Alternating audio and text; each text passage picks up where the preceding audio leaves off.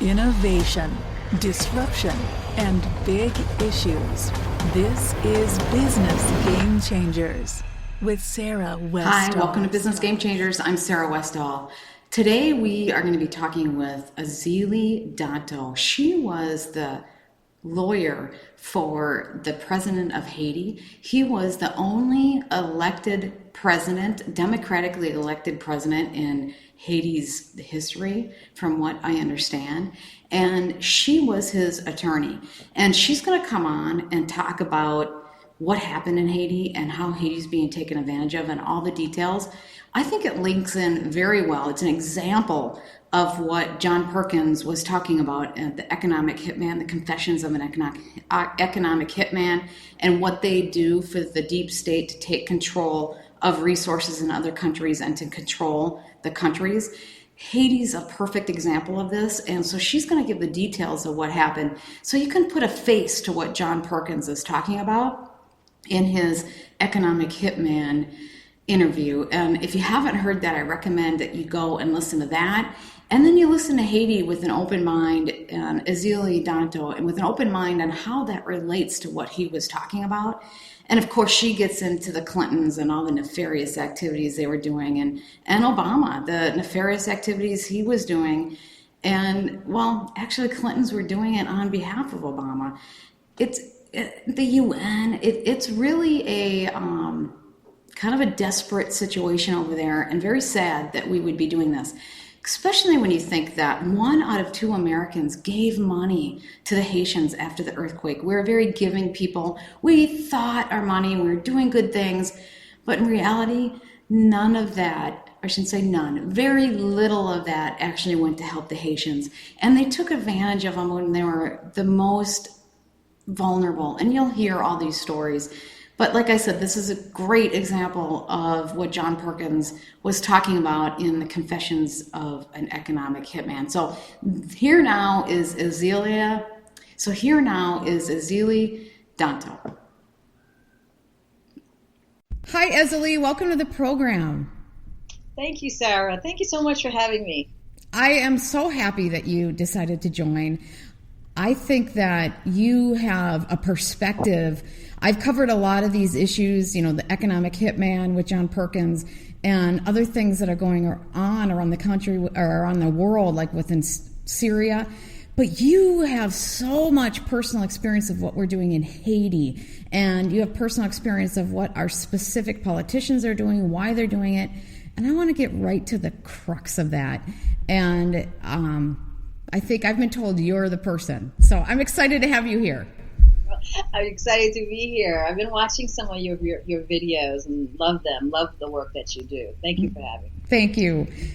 Okay, let's get right into it. Organ trafficking of children, sexual abuse, all that stuff. Rape and pillaging of Haiti's natural resources are some of the horrors that I hear are going on in Haiti.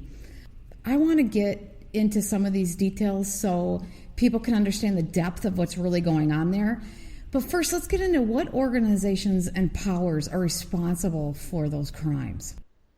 The status quo as put together in Haiti, this is how it's done. It's the U.S. Embassy, and, there's an old Haitian joke that there would never be a coup d'etat in Haiti if we didn't have a U.S. Embassy. So they put together destabilization. The way the organizations are the U.S. Embassy, which works through the USAID, which is the United States Agency for International Development, under the Secretary of State in America. That agency and the U.S. Embassy are the two sort of faces of American federal and military, economic, cultural power in Haiti.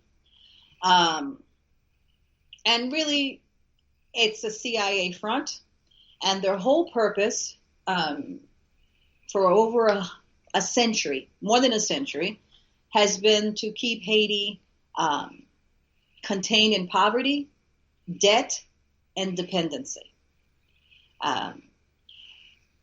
I got into Haiti. I was born in Haiti, and I was raised in America. And I actually went back to Haiti in 1994 as the lawyer for the first democratically elected Haitian president, Jean-Bertrand Aristide, who was at that time in exile in Washington because Bush the First and his CIA cronies had basically ousted the democratically elected president. And then Aristide would be returned by Clinton when he became president in 1994. And later in 2004, Bush II would also take down Aristide twice. So I've lived through two U.S.-sponsored CIA narco-drug trafficking coup d'etats. So this is an example of how what John Perkins is talking about, how we go in and the economic hitman replaces their leader and takes over the country through the CIA and other nefarious means. That's right. So popular democracy, just like you could see with what's going on with Donald Trump, popular rule is not liked by the imperialists because they want to have their own puppet in power, because they've created certain abstract ideas, certain policies that puts their value upon everybody else in the world. So Haiti is an agrarian society. 70 to 80% of Haitian people are farmers. But the United States want to make Haiti a marketplace for its transnational organizations. It wants to take Haiti's resources, and it wants to control Haiti's strategic position.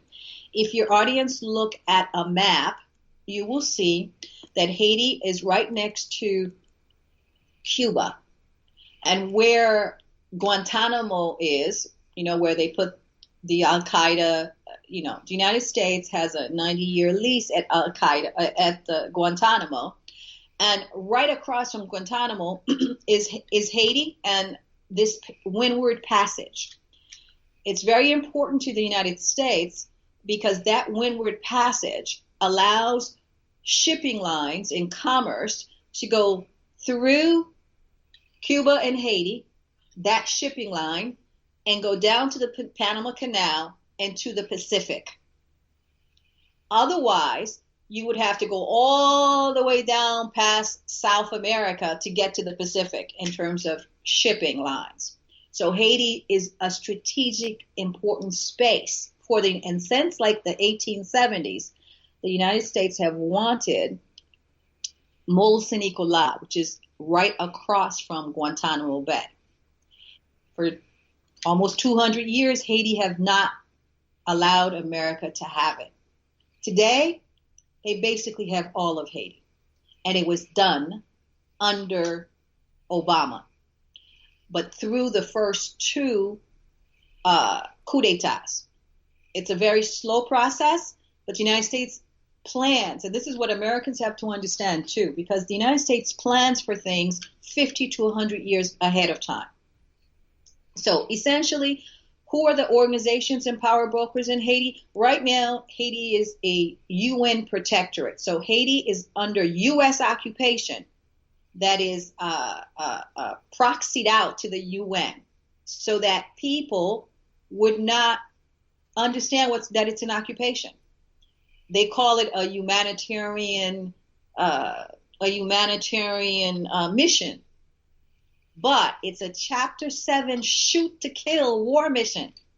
Well, explain to us, because it's clear based on the information that I looked at that obviously we're not into humanitarian aid. I mean, after that hurricane and all the horrible things that went on with how the United States, well, particularly the Clintons and other people, dealt with the Haitians during that time.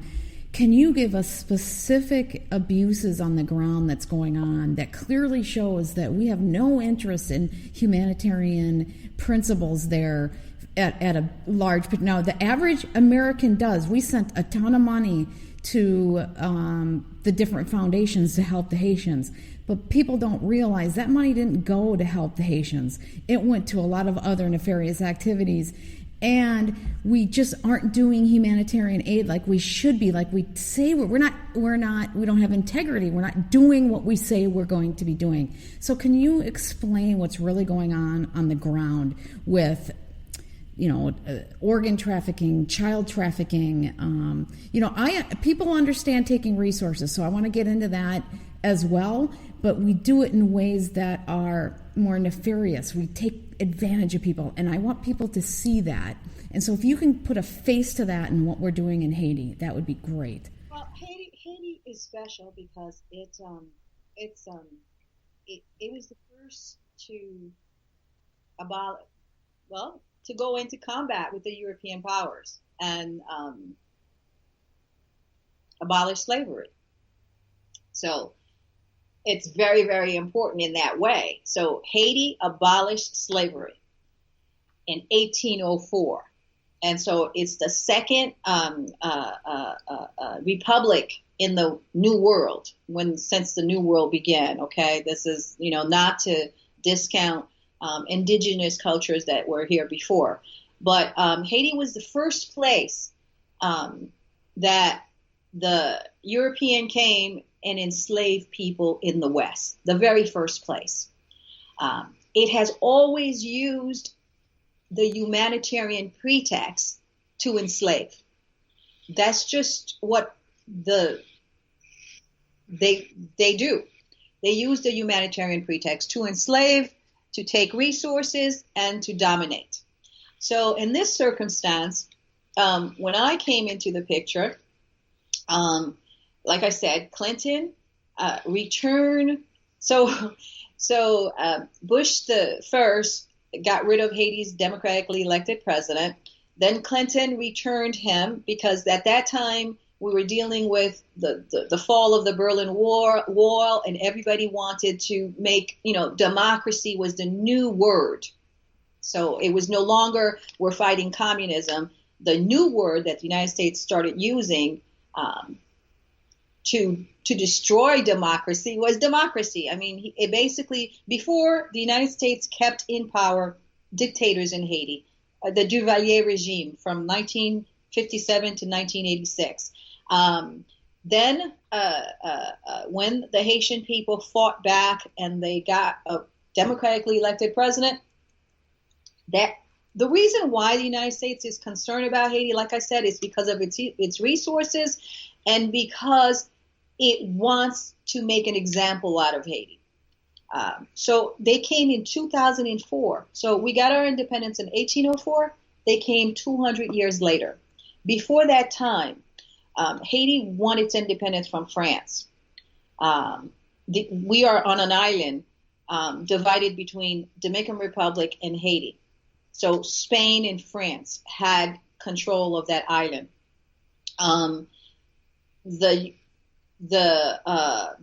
Haiti has all those resources that they want. They didn't like the fact that President Aristide had sort of gotten rid of the Eurocentrism that had been put into Haiti by the folks and the puppets.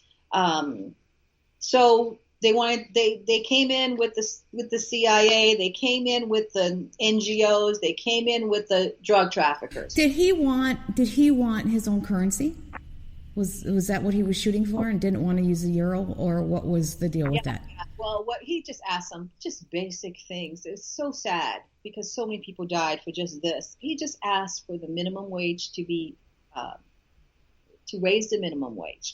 Where was the minimum wage at that point? It was 24 cents an hour, 20 cents an hour. And he wanted, and when was this? This was 1991. And our minimum wage at that point was probably $5 or something, $7. Yeah. Okay. So I'm talking about 20. He just wanted to raise the minimum wage, and I think he raised it to like $1.60. Oh my God! And this is really important, right? Because this week in Haiti, 25,000 Haitians went out into the streets asking for a raise in the minimum wage. And guess what they asked for? $1.60. For 20 years, the United States Transnational Corporation suppressed the Haitian minimum wage. Suppressed it. They had 2 coups d'etats to stop it. And we're talking about $1.60 a day. That's what they're asking for. It's 800 goods. But that's what Aristide had done back during his administration. And that so riled up the United States because the United States uses Haiti as a bargaining chip. If it wants to get something from China or from Taiwan or Bangladesh, it'll say, hey, listen, okay, we control Haiti. We will give the jobs there as opposed to here. So you better keep your minimum wage at 20 cents. So these are the things that it does to us. That first coup d'etat cost about 8,000 Haitian lives in 1991 to 1994. And about 70,000 Haitians left because of the killings. And the United States interdicted them, and they were put in Guantanamo Bay. So before Al Qaeda, Haitians were the ones put in Al Qaeda in Guantanamo Bay. They were experimented on. They were given men were growing breasts. They just used them in all kinds of ways. You're kidding me. So that we took them and did experiments on them, and do you have documentation to prove this? Yes. I mean, you just Google it. This was Guantanamo between 91 and 94. They put Haitians where they now put the ISIS, Al-Qaeda folks. Okay? And these were just poor people who the house was burning. I mean, the United States trains the Haitian army. And the Haitian Junta, his name was Raoul Cedras. He was trained in Fort Benning and by U.S., just like they train all the Central American officers. And then they also the CIA trained a group called FRAP, which was a death squad. And they were just killing people. If you were Lavalas, which was the political party of President Aristide, my former client, they just were killing you and intimidating you. And what did you do? Because you were at risk too, right? I mean, because you were his attorney. Yes. But I was in the United States. I met him in the United States. Okay. So in 91, around 92 is when I met him in the United States. He was in exile, right? Haitians came together with a lot of different people, and they pushed and pushed and pushed. And one of the promises of Bill Clinton was that he would bring back democracy, and he would give due process to the Haitian to the Haitian immigrants that were put in this prison without a hearing, as you know, international law requires a hearing to see if there's some reason, if there's a political reason that you fear for your life, that you're running. And under international law, if there is a political reason that you're running from that space, you're supposed to be giving asylum. But Haitians at that time were not given asylum. And this is in direct contrast, for instance, to the Cubans. So it's all politics. It's not human rights, okay? So the Cubans, the United States had an embargo on the Cubans. They didn't control their politics. So if a Cuban left Cuba and stepped foot into America, they were allowed in. But they called Haitians economic refugees, and they called them political refugees. But it was only because the United States, but it was the United States that had burnt the house down, and that's why the people were fleeing. So when Aristide came back the first time, this is what's really important for people to understand, because the Black community stays in this kind of democratic plantation. I have a photo an exhibit that I always talk about, or not exhibit, but a presentation. The presentation is called The Quiet Genocide in Haiti. You guys can find some of it on my Facebook page, Ezili Donto public page. It's called The Quiet Genocide in Haiti, from FDR to Obama, the UN, a criminal organization, from Lumumba to Aristide. So during that time, when the United States wanted to take control of Haiti, because Haitians had basically taken control of Haiti, they used humanitarian aid as a cover. So essentially, you have all sorts of trafficking, and I have to tell you a few things about how that works. All right, so the powers that be do trafficking by moving populations around in different spaces. I'm going to tell you how they do that. And also, when they destabilize, like the economic hitman talks about, when they destabilize a country, they do it with different things. They do it, for instance, through something called free trade laws, neoliberalism. All of these are ways of destabilizing a country.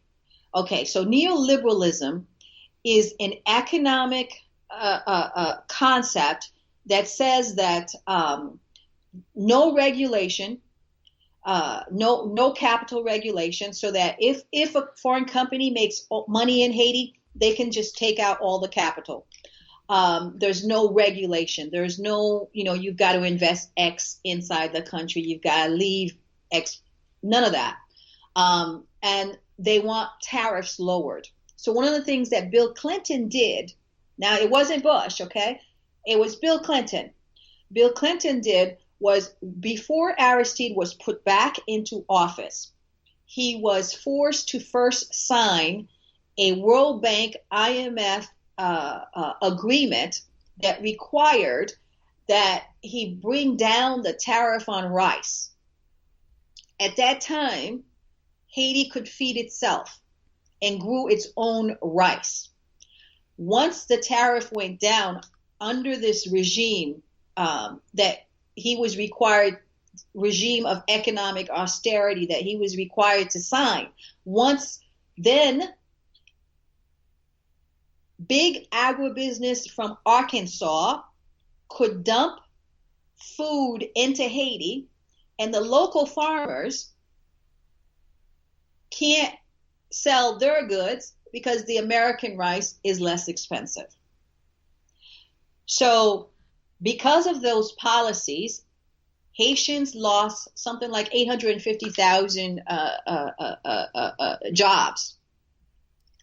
That was because of the free trade policies and the privatization policies, because the United States forced the Haitian government to privatize state assets to the private sector. So the private sector became more important than Haitians themselves. And the private sector was foreigners that came into Haiti. So this is how it works. What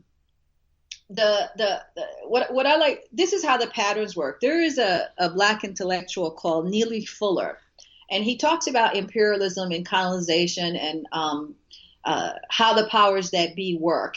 And he says that there are 9 areas of human activities that are controlled by the deep state. I'm using that word. He doesn't use the word deep state. He uses another word.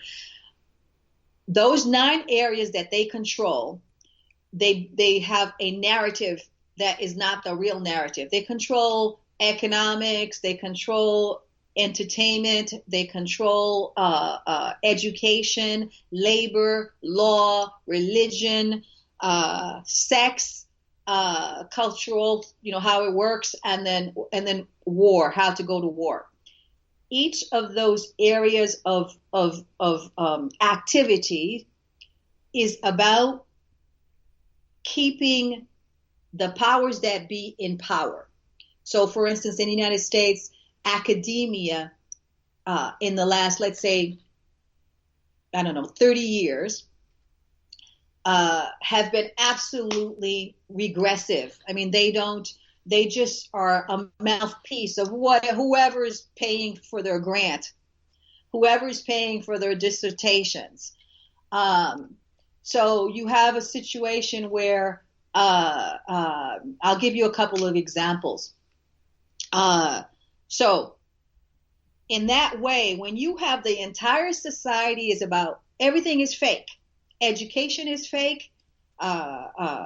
Academia, labor law. I mean, ever since the Reagan, I don't know what it was, that when the air controllers, workers' rights have been destroyed in America. Well, in Haiti, they were also destroyed. And that's how the system works. It controls the narrative, and so it controls the mainstream media. Now, I'm a lawyer, went to Haiti. Aristide had asked me, did I know any other lawyers? At that time, I was doing entertainment law. And I had no intention of spending my life here.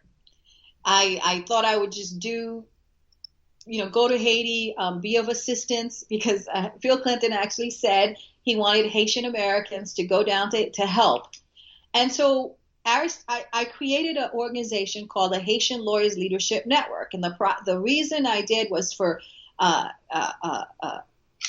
Haitians with an American degree and other international lawyers who were interested in judicial reform. If Aristide went back, what we were going to do was give our services 2 weeks at a time for free to help legislations, to help write legislation, to talk to the victims of the coup d'etat, and give them a process of reconciliation and healing, and to have something called like the we don't have a defense bar in Haiti. So that's what the Haitian Lawyers Leadership was about. But when I got to Haiti, the United States Agency for International Development said to me that I had to work for them. I could not work for the president of Haiti, because they were only going to fund NGOs. So if United States is only funding NGOs, then, and they control the NGOs. The NGOs are a non-for-profit that after a year goes to the UN, meets some requirements, and they're called non-governmental organization. But this is what the United States uses all over the world, these non-governmental organizations, to destabilize its civil society and create civil society, George Soros civil society, and replace, like I said, the public. So when I got to Haiti, thinking that I would do, this was a great victory because Haitians worked so hard for the 3 years that Aristide was in exile to bring him back. But essentially what Bill Clinton was about was re-imaging the death squads as civil society, just like they did in Kosovo with the Kosovo death squads. They re-image it. They re-imaged the people that had done the coup d'etat and gave them NGO monies and tried to present them as real, legitimate politicians. So the people that murdered Yes. 8,000 people, nothing happened to them. They actually were rounded up, given money, and now we're controlling a lot of society. They were that's what the Bill Clinton return Aristide was about. I'll give you an example. There was a guy named Toto Constant. He was the head of FROP, which was the death squad during the coup d'etat years. They were massively raping Haitians, massively, and they were all trained. What do you mean by raping? Raping Haitian women. If you really raping, yes. Yeah, okay, Massively. These were the death squad, FROP. Okay, I remember being in Haiti And the U.S., and this was like the return, Aristide had just returned, and we thought we were going to do something so totally different, that we were going to have community policing, that we would, I remember the U.S. ambassador held a press conference, brought the head of FRAP, that was the death squad, who turned out, if your audience wants to just you can Google 60 Minutes CIA Toto Constant. The United States brought this man who's responsible for the killing of, like I said, 8,000 or more people, and he had a press conference, and he says this guy is a legitimate politician. He's going to run as for election in the next election. The people ran the man out of the country and said no, of course. At that time, Lavalas, the movement for against dictatorship in Haiti, was really strong. And the world was different than it is today. So they ran him out. And guess what? The United States, who would not give asylum to Haitians who were fleeing the death squads of Toto Constant, gave Toto Constant asylum. He ended up in New York. And I'm a New York lawyer. So he ended up in New York, right in our faces. All right. And this was a guy who had committed war crimes. Do you know Toto Constant is now in federal prison, but he's only in federal prison because he was involved. All right. The other thing to understand is Haiti is a drug transshipment point. Because we have no big European father, because we are alone and took our independence by beating 3 European nations, we beat the French, the British, and the Spanish in combat. Slaves, first time it's ever been done. So in the 15 Caribbean nations that there are, we are the only one that doesn't have a colonial parent.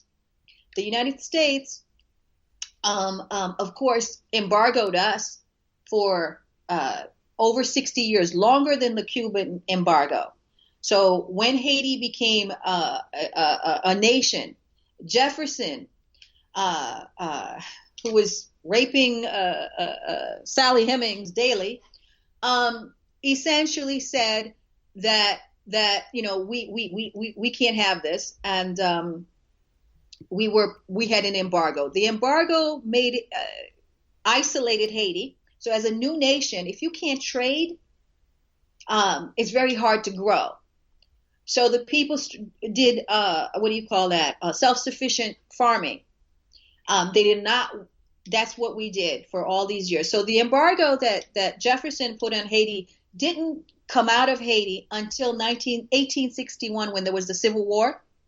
And I say all this to say that when Aristide went back to Haiti, the United States essentially was re-imaging these death squads, re-imaging these Duvalieres, okay? And the people was fighting it. So from 91 till today, the people fought hard.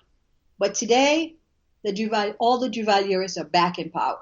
All of them are back in power. But it took 2 coups d'etats. So the first time when Aristide came back, here I'm in Haiti. I have a list of Haitian American lawyers that I had my whole office put together, and folks were excited about trying to get. But at that time, the United States ambassador said to me, essentially, I had a conflict of interest. I guess they felt I was competing with their NGOs. I said, but we're a voluntary organization. So they kicked me out of Haiti. That was my own. I was an American. Congratulations. That means you were doing something, right? So let me ask you, when you went in there, you're an entertainment lawyer. You're like, I'm just going to go and help a little bit, give back. And then you saw all these abuses. Did you just get emotionally sucked into the situation, and now it's your life passion? That's what happened. It was there was something else happening in America at the time too. By '96, the entertainment industry had gone the narrative that they were putting out was all this stereotype. It was destroying the Black community, and I could not be. I was putting young artists on what I call the plantation at that time, and I just could not do it anymore. And I thought I would do something more. Go to Haiti and do something really, really good, really about social justice. So your little balloon got burst.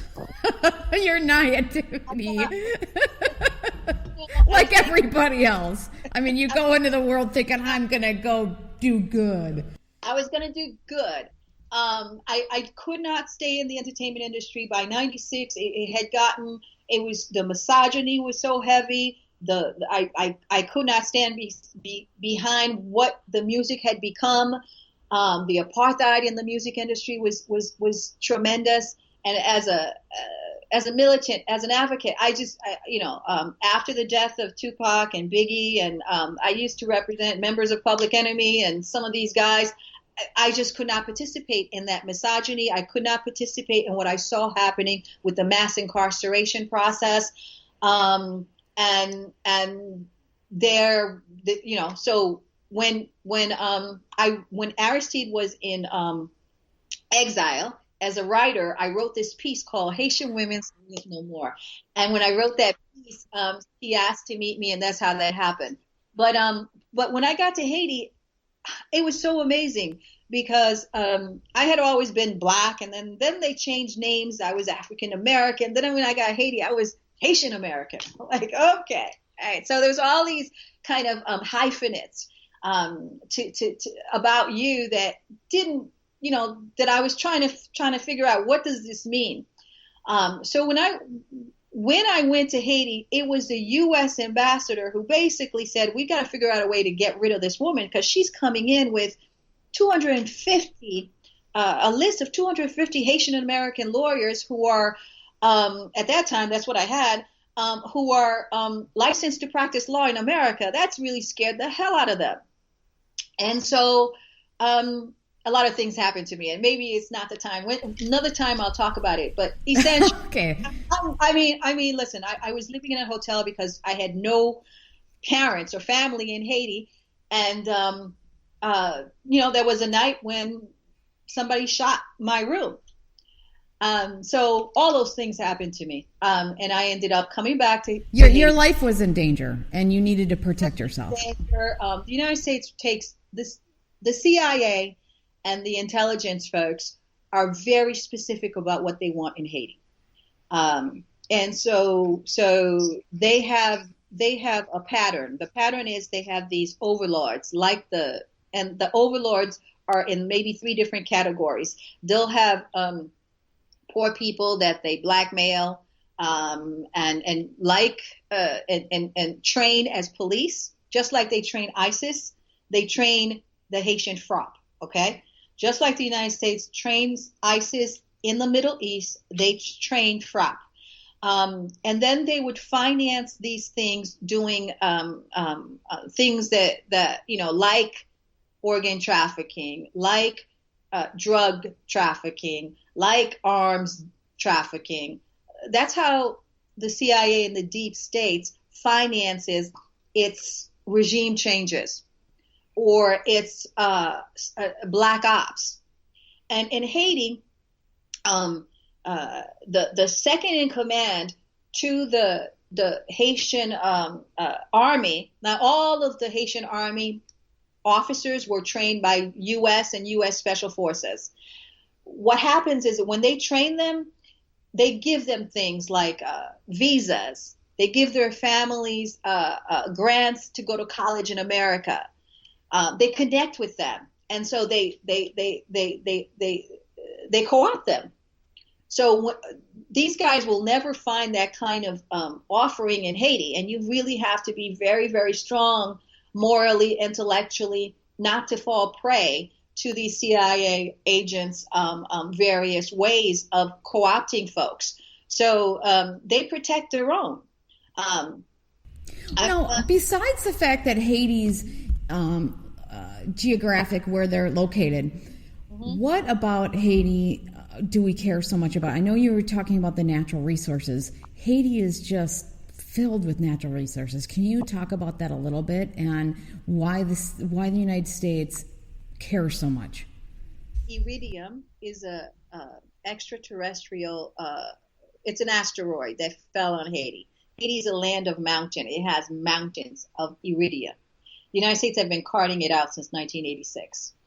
So that's why increasingly you'll see in terms of Haitian hurricanes that come all the time, the people are dying more because the mountains are being carted out. So iridium is something like, one Haitian expert said that 1 ton of iridium is worth something like $45 billion. But they say we're poor. Also, not recently, but during the second coup d'etat, that's when Bush the son came to take out President Aristide because he was reelected again. So he was elected, brought back, and when he was brought back, Bill Clinton made him sign that you're elected for a 5-year term.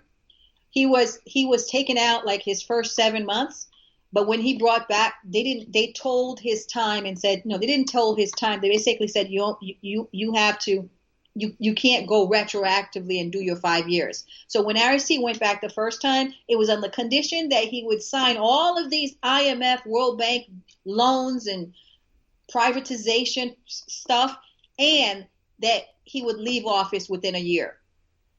So, and then he didn't come back until another 5 years. So Aristide was elected back in 2000, and the United States took him out in 2000. He went into office in 2001. They took him out in 2004. He only had a few 2 years to go because they needed to control and destroy Haiti. How did they take him out? Another CIA-backed, and this one was really bad. This one, by that time, I knew what I was doing. The first time, I really didn't know what I was doing. I was just new to it, and everything shocked me. What the United States was doing just shocked me. These are wealthy, educated folks, and I had come from that kind of thinking that if you're educated and you have resources and you're wealthy, why would you kind of pummel helpless people?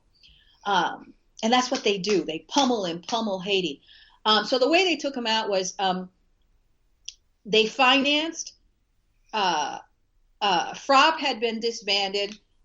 They financed a group of people in the Dominican Republic, the way they do like Sudan when they wanted to, the way they do Syria. They financed a group of ex-FROP because when RC went back, he demobilized the Haitian army because the Haitian army was the source of all of our coup d'etats.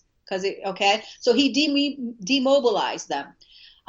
When he went back in 2004, and like I said, in 1994, he demobilized the Haitian army. The United States hated that because it had all its ranks of officers. So the second time, what the United States did was they took a group of, it was led by a guy named Guy Philippe, who is now, he's a drug trafficker. He's awaiting sentencing right now in Miami court. Okay. They use these guys. And then when these guys like Noriega decide to do something that's not part of what they want them to do, then they'll face a life sentence in Miami for drug dealing. So essentially, and these Haitians never learn those just never learn. So the way that they did it was they financed Guy Philippe and a group of what they call rebels in the Dominican Republic, gave them arms, and the arms comes from Israel. I remember when they were Uzis. Now there's something called Galil, Galil. They're a form of assault rifle. It's made. The Galil is made in Israel. They provide them with arms. They provide them with funds, and they had them come in and they were like doing guerrilla warfare against the Haitian police, the real Haitian police that Aristide and the Haitian people were trying to do. We wanted to have, we know we can't do an army. How are we, this little island that's smaller than Rhode Island. How is that going to, do anything? So we're going to have a mobilized community police. But the United States financed these groups. They shot they kept coming in and shooting the Haitian police until eventually in 2000 they were doing this like for a while and creating all sorts of destabilization. It was very intense. The way they destabilize a country, besides the military part, where they'll finance folks like Guy Philippe and Guy Philippe's people in the Dominican Republic and have them come in and shoot policemen and try to take down Aristide. The other way they do it is they create these George Soros civil society groups that will say that Aristide is a dictator, and then they'll finance, and the group that does it, it's called the International Republican Institute. It's part of the National Endowment of Democracy. It's an NGO that's run by the U.S. Congress, both parts of the duopoly, and their whole purpose supposedly is about democracy. But IRI, the International Republican Institute, was run by McCain, and in 2000, they financed these same Duvalierists to say that Aristide was a dictator. Aristide was denying them human rights. And then they had Reuters, all of the mainstream media, AP, whatever, just keep repeating it over and over and over again. To this day, people actually think Aristide was a dictator like Duvalier. It's the same. They did the same thing. And he wasn't. He was really trying to help his people. Yes. I'll tell you, in 2000, when Aristide became president, the thing that really made them mad was that he asked for the independence debt back. In addition to bringing up the minimum wage, he had done some pro-Haitian culture things. Here they are. When we won our independence, like I said, we won it from France, but we had to fight all these other nations, Britain and Spain. So essentially, the Jesuits came back into Haiti. They were the first humanitarian. Okay, so remember I say that right now Haiti is under occupation behind a humanitarian front, and that humanitarian front is run by the UN. Okay, but it is also run. Okay, all the NGOs get their designation from the UN. They're called non-governmental organization, but like the NDA, or IRI, they are governmental. They have a particular partisan interest. So this humanitarian front continues to cover for the terror, the organ trafficking. They participate in it, as a matter of fact. So are they actually, do they control it? Do they act like they're a humanitarian front? All this stuff is going on, so they're a cover that enables it to happen. That's right. So is Haiti really used as this outpost of crime? I mean, for children, for drugs, for... Yes. It's an international crime scene. I tell you, it's easy for the CIA because, they use our... okay. Haiti is a black nation. Everybody knows that. We were a nation that was put together by enslaved people. So the United States had to change that in some way. We had a 19-year U.S. occupation from 1915 to 1934. They essentially put Haiti back in slavery during that time. Haitian, of course, fought back, and we ended up, getting rid of the occupation. But this second occupation started in 2004, on our 200th anniversary, and it's going on now for 13 years. But it's not a direct occupation the way the first one was. The first one was very direct. America knew there were Marines on the ground in Haiti. They learned from that. They don't want public opinion or public eyes. They don't want public eyes in Haiti. They don't want white folks like you to understand what's going on. I'll give you an example.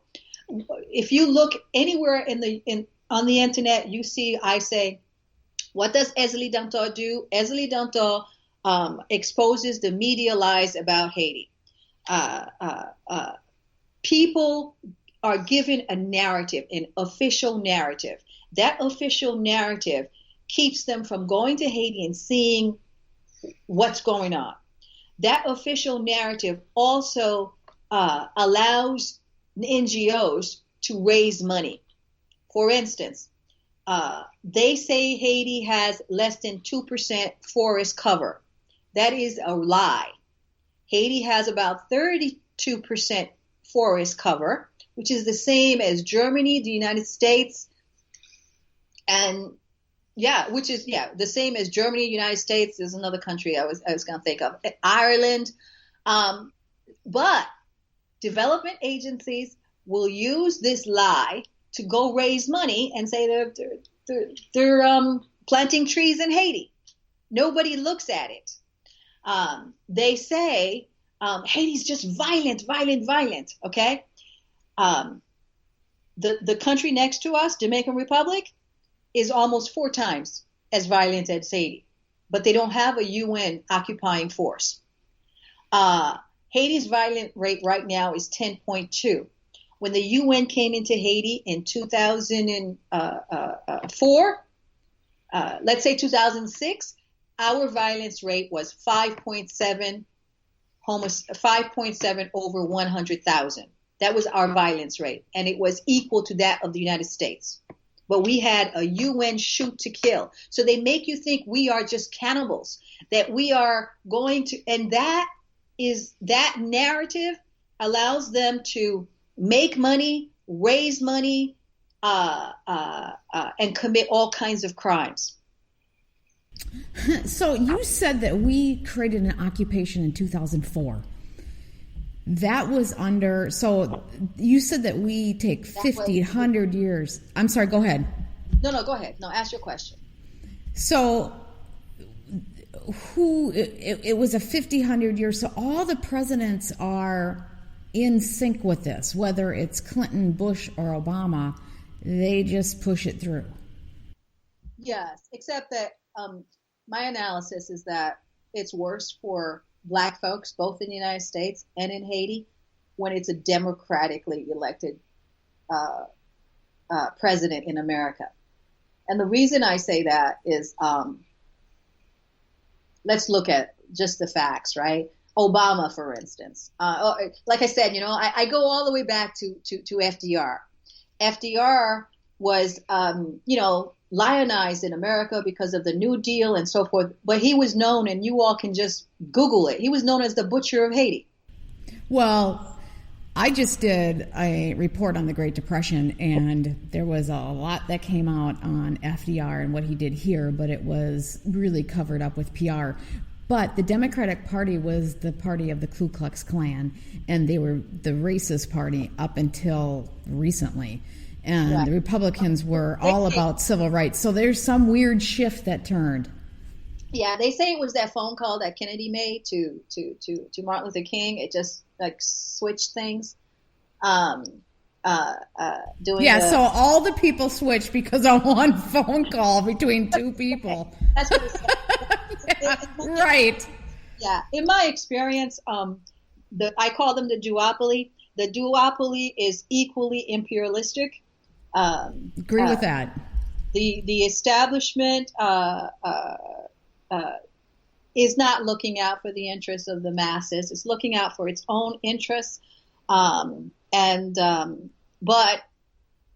the reason why the Democrats are worse for the Black community is that they get away with more because of the narrative.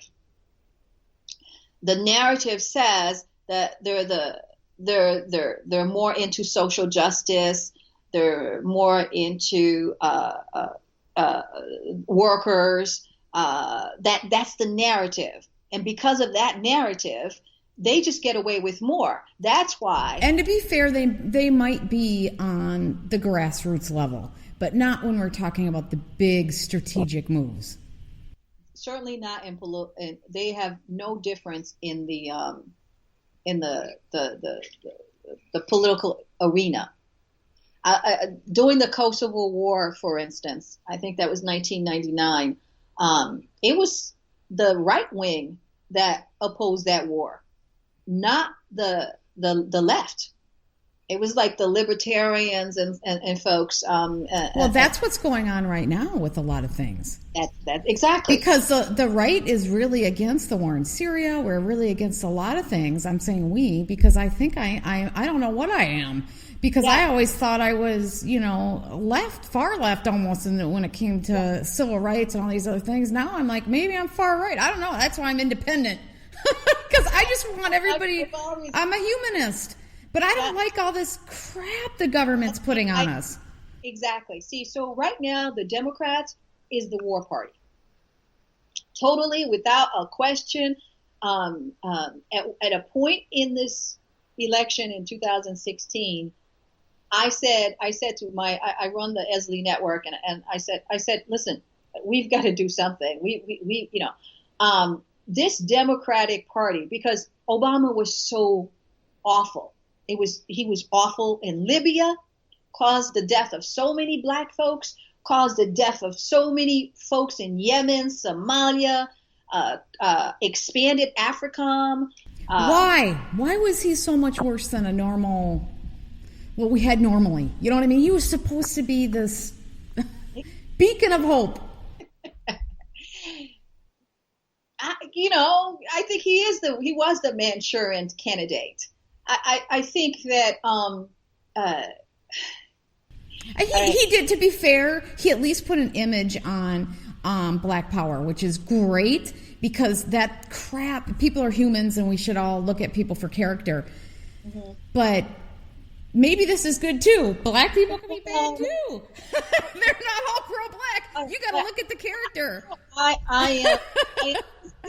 This is one of the days I will call myself a minority voice. I mean, a minority. I am a minority voice, even in the black community, with regards to Barack Obama. The reason people who are on the Democratic plantation, I say, black folks, it's kind of I don't know. It's the media. It's Hollywood.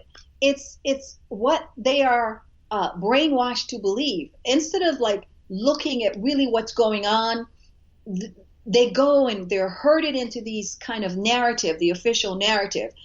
When Obama came into office in Haiti, for instance, we had the Trump and Clinton. I had the first coup d'etat, then the return to re-image everybody into George Soros civil society so that they can slowly bring back dictatorship. Then we had another second coup d'etat. So by the time Obama came, it was like, oh my God, maybe he'll be different. Even though I said I didn't know this America. I didn't know this America he was supposed to be representing. I just don't know that America at all. I know the America that mass incarcerates. I know the America that didn't let the veterans from both wars have any rights. I know the America that red lines. I know that America. I didn't know that America he was supposed to represent, but I was happy to try to meet it. And so I did cast a vote for Obama in 2008.